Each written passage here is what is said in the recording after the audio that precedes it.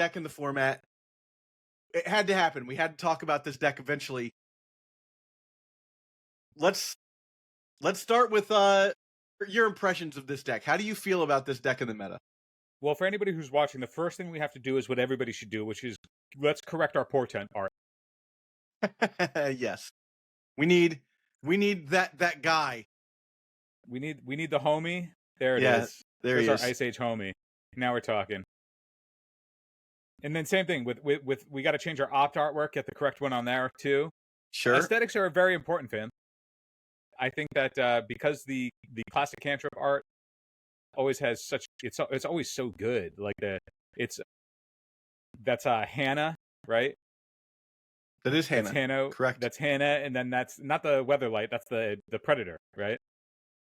I don't know if that's the Predator or if it's just some sort of Phyrexian ship. I'm pretty sure the Predator was already gone by the time Invasion happened. Oh, was it? Okay, because Hannah's in the Weatherlight there. You know, I do think that this is the most important part about talking about Dreadnought is the story of of the arts that are being used. Yeah, making sure that the arts are proper. It's all proper. Yeah. Yeah. Well, who's in Chain of Vapor? Who's chaining? I have no idea. That is some person that looks like they have Urza's stuff. That's what that looks like to me. They didn't use there was no random characters back in the day. Those are meaningful. Oh yeah. Those are definitely real characters that exist, but I don't know anything about them. All right, Zach. So we're talking Dreadnought. Yeah, let's talk about what the deck does first to just level set everybody. Phyrexian Dreadnought plus the target artifact phases out part of Vision Charm or the Stifle, thusly Stifle Knot, right? On its enter the play ability will allow you to have a 12/12 for ostensibly 2 mana and 2 cards that has trample and is nigh invulnerable to direct damage. So you'll have a giant 12/12. So end the game in 2 swings. Yeah, it is one of the just most powerful things to do early in the game in the format. And, you know, surprisingly, even though there's a ton of ways to interact with artifacts on the cheap, bounce spells set this thing back. The deck is just so loaded with all of the good free spells that it can just get away with a ton of things. And then when it comes to closing the door, it's able to do that in 2 turns with Dreadnought in play. And the constant innovations that happen in order to combat the format in different ways. Like we've seen iterations of Dreadnought that stuck to Dreadnought. We've seen iterations that pivot into essentially playing Mono Blue Tide. We've seen versions that will, I mean, this deck in particular has a bunch of the different tech out of the sideboard. And so we see the constant ways that this deck can subtly improve itself against what it expects to face at any given time of whatever the meta is why I think it's proven itself to be, when you say the best deck, yes, it's doing something inherently powerful, but I think what makes it the best deck is because of how flexible it is and how efficiently flexible it is. Because if you were to look at the curve of this deck, even though there's some 2 mana spells, some big spells, it's a lot of free spells. It's Daze, 4 foil, 4 gush, and then everything is at 1 mana for the most part outside of counter spell, and then you have some card advantage in a flash of insight, but we've also seen versions that play accumulated knowledge. We've seen versions that play, the Chain of Vapors go in and out. Like I see sometimes decks will play Chain of Vapors, sometimes they don't, depending on what other use of your flex loss you want to do. I've seen Dominates in the main if people expect a bunch of Call the Herds or things like that, or opposing manlands that they want to be able to steal. The interesting thing to me, though, that I've found is I think that this deck is actually pretty high on its mana. It's playing a 16 island, 2 Mishra's Factory split. 18 is a common land, but we've seen the versions that don't play Mishra's Factory. Dave Kaplan won the Sacred Torch in New York on just straight up 17 island and no cute stuff. But one thing that's pretty stock is it's always 4 portent. Sure, it's your best cantrip, and you're playing mostly at instant speed anyway. But then it's typically only 3 opt. It's never like, let's play the full boat of cantrips. But like 3 opt, I see, is just like the stock number of opt. And I've always been curious how players got to 3 opt versus, it's 2 Chain of Vapor, but why play 2 Chain of Vapor and 3 Opt instead of 4 Opt in a chain? It's all 4 Counterspell and 3 Opt instead of 3 Counterspell, 4 Opt to like lean out further. It's 3 days here. We see 2 Flash of Insight. It's just interesting to me that the 4th Opt never seems to make the cut. And it strikes me as like, is the 4th Opt just the 61st card? And that's something that I feel like, even though we've been playing for decades and decades, I feel as though I can always understand the rationale of like, I'll play Ponder, Brainstorm, and then I can see like, oh yeah, I want the 9th cantrip for smoothing because I don't have enough turn 1 plays, and so I want to be able to, I'll add the Preordain as the 9th cantrip, or I'll add a Portent as the 9th cantrip if I want more ways to enable Miracle or something in Legacy. But the 3 Opt, man, that is something that is tried and true and sticks to itself when it comes to every Dreadnought list you ever look at. Well, if I may, Phil, I want to talk about the three different sort of builds that this deck can have, and they're all based on what's going on the sideboard here. And if we look at this particular version is, I think it was the 2nd place list from LobsterCon last in 2025.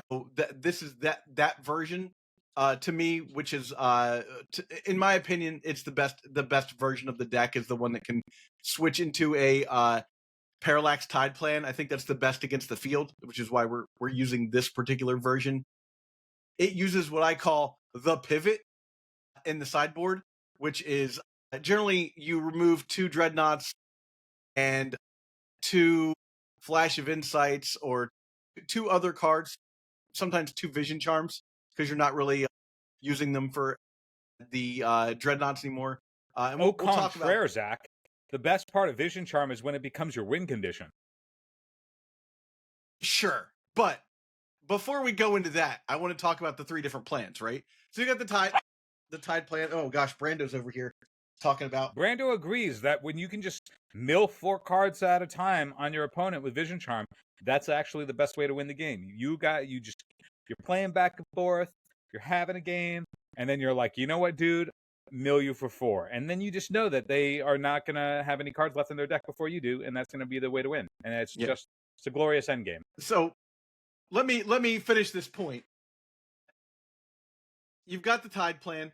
You can become what I would consider a worse Parallax Tide deck because you're not playing enough lands to really support this plan, in my opinion. But it is a plan that I think, to the uninitiated, it's a pivot that many people didn't see at the time. And I still think it's very powerful because Parallax Tide's very hard to interact with it if it resolves. And you already have the Chain of Vapors, you already have the Stifles, so you can already do this plan. You bring in 3 Parallax Tides and a 1 Chain of Vapor, and that's the pivot. You remove the Vision Charm, 2 Vision Charms, and 2 Dreadnoughts, and that's sort of the pivot plan.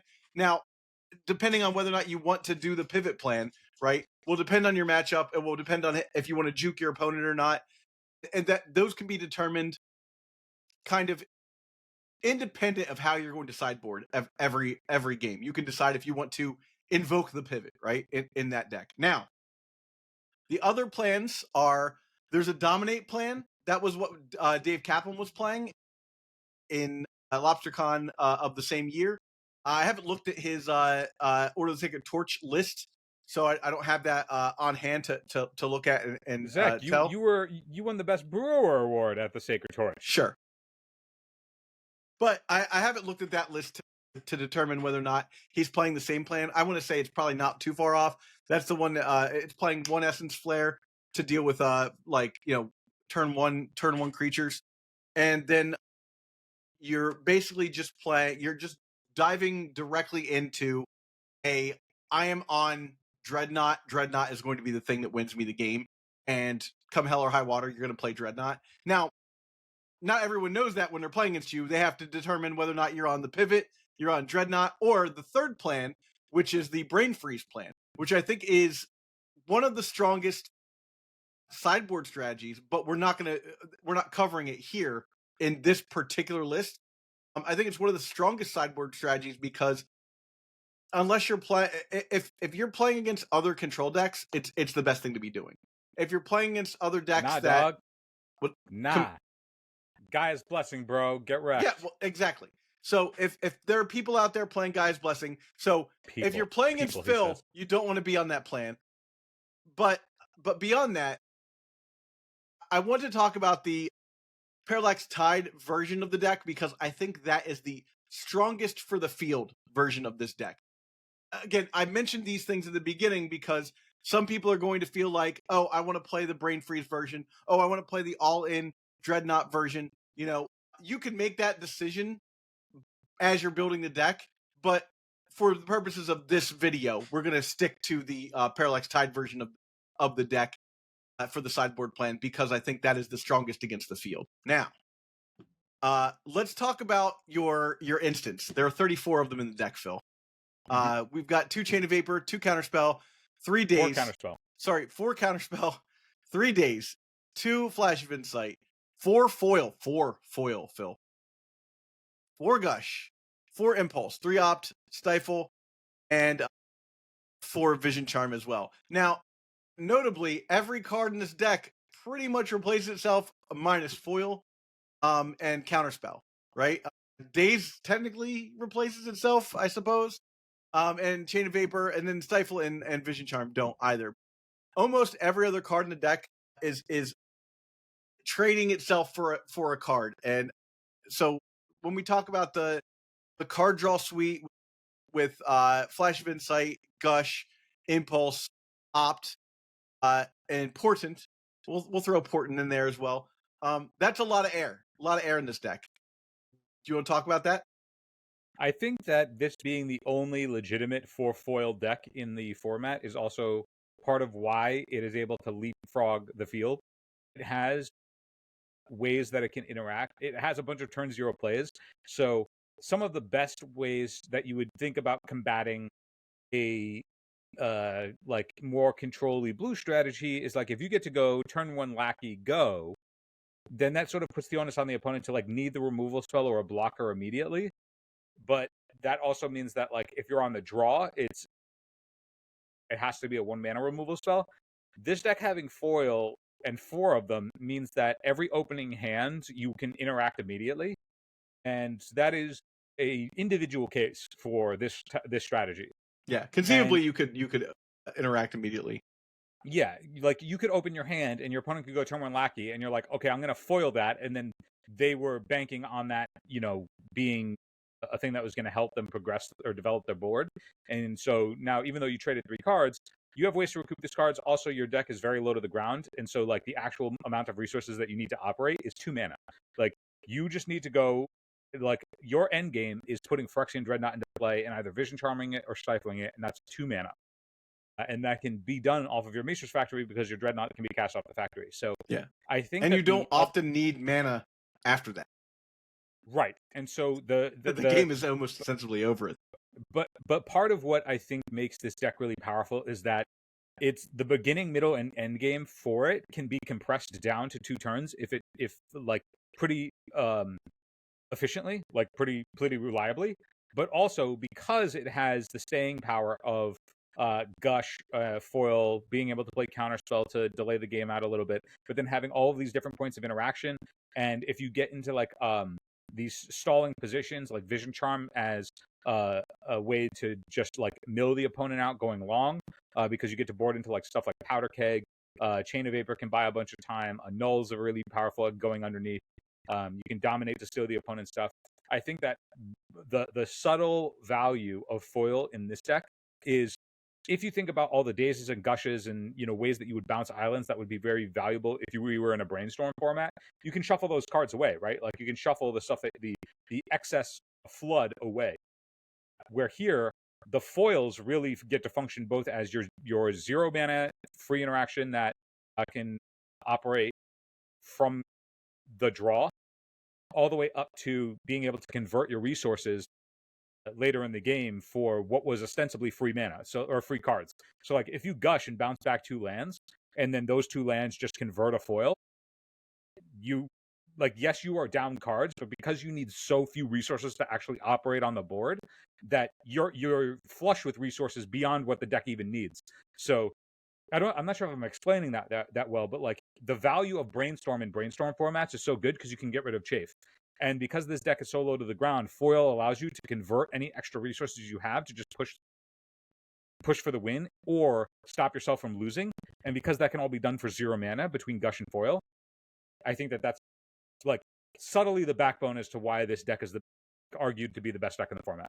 Yeah, I think also, Phil, one of the things I think makes this deck super powerful as well is the power of being able to 0 mana interact with once you spent your 2 mana to do the Dreadnought charm or stifle plan, you basically have a grip full of cards.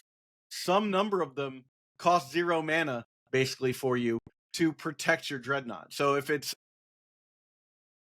days, they counter it, and you then pitch the land that you put back into your hand and foil and something else.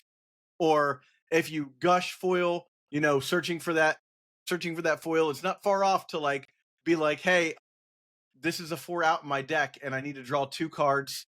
I have a 1 in 15 chance of drawing the, and it's less than that because you have more cards in your hand, right? It's probably like a 1 in 12 chance of in LobsterCon 2024.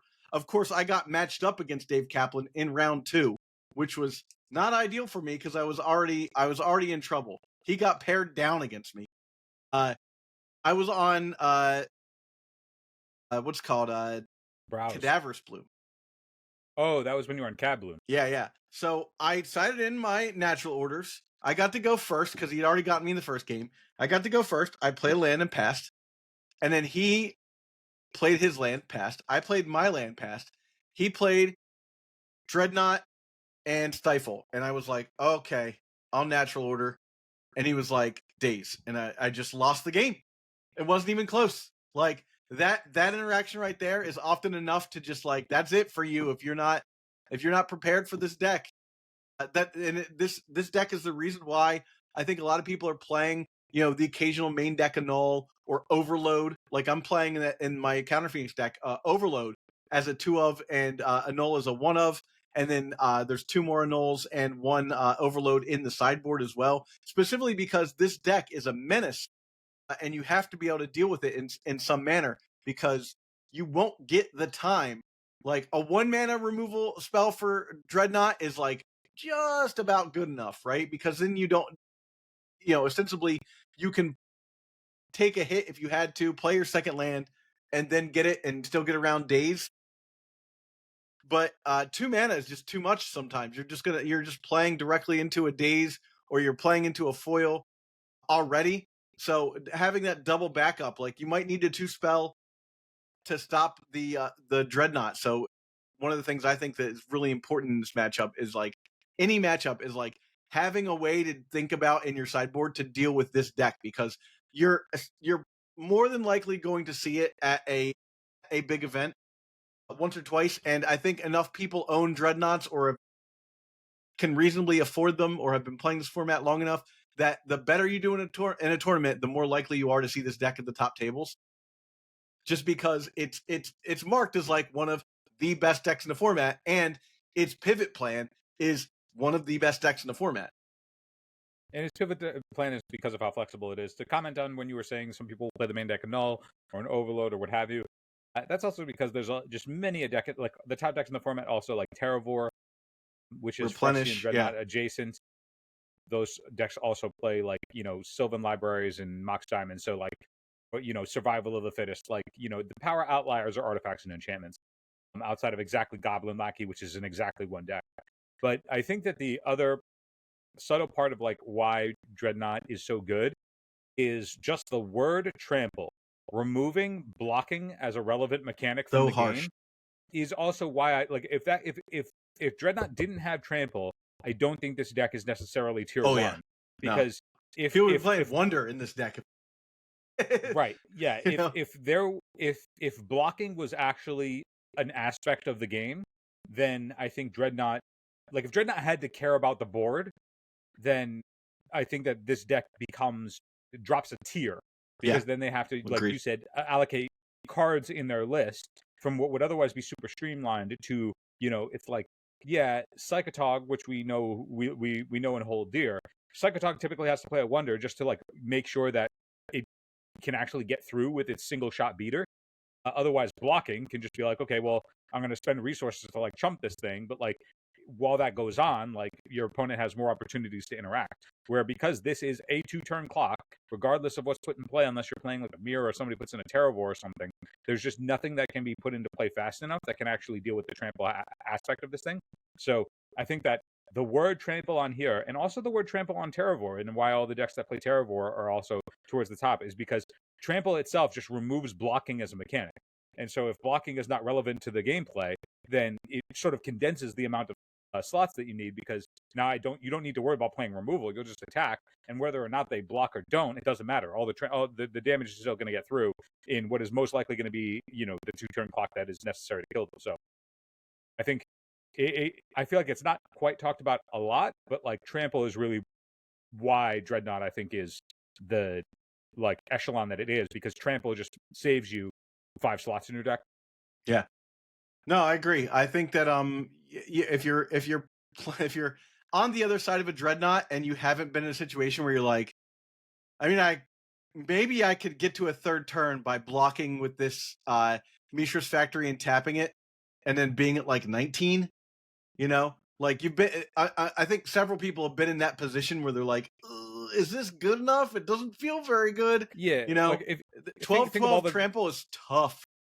Yeah, between like just being able to like throw any of your manlands in the way of it, or like you know, imagine if you like made a decree of justice for like, I don't know, 2 or 3 tokens, and each of those Yeah. tokens could just And you chump and buy a just turn, fogged it. right? Yeah, Like this deck suddenly is just not the powerhouse that we would otherwise Yeah. know it to be. yeah. So I think the reason why this deck is so good is that because it closes the door before a better deck gets to run the game. Right. This deck is the best version of tempo in this format. Right. Like I think that yeah, that is the headline of this episode would be like the best tempo deck in pre-modern. well, I think that the part that is like, if you look at like how does this deck like break the systems of Magic outside of the fact that it has like all these free spells, but none of these free spells win the game, right? Like all these free spells that this deck plays outside, like Gushes can be proactive, but otherwise everything is stopping you from losing the game as opposed to winning the game. And I can tell you from having played, I mean, you know this, we both played plenty of Stasis. Like we played enough Stasis where we just die with a bunch of answers in our hand, because there's nothing that Stasis is necessarily doing that's like breaking what the color pie is capable of, right? Like, yeah, tapping down things or keeping them tapped down is within Blue's wheelhouse. But when it comes to like removal, like trample just not having to care about the board is something that's like typically outside of Blue's wheelhouse, Yes. right? Like it's Not a not blue it's thing. like the thing that would otherwise mess with the board is like your burn spells in red or your removal spells in black, maybe a couple of things in white, like Source of Plowshares, or like, you know, depending on attacking or blocking. But like the fact that it just doesn't have to do that at all, like trample in a mono blue deck feels like it breaks what would be necessary for the color pie. And I think that aspect of like, I get to just commit to all of the things that blue is good at, because this thing otherwise outside of the color pie that would be available to me is just tacked onto this thing that's already at like an insane rate. So like, I don't want to keep beating the dead horse, but Yeah. like I like you could say like, what is the most powerful part of Phyrexian Dreadnought? I don't necessarily think it's Gush. I don't think it's necessarily Foil, even though those are 2 really powerful things. I think it's Trample. Okay. You know, Phil. Something I'm just thinking about as you were talking there is how like the rules have changed a little bit with how enter the battlefield effects and stuff work, and how phasing works and stuff like that over the course of time. But I was just thinking about like if this was legal and standard when it came out, like a lot of these cards wouldn't have been together at the same time. But like Phyrexian Dreadnought, Portent, and Vision Charm would have all been in standard together at the same time.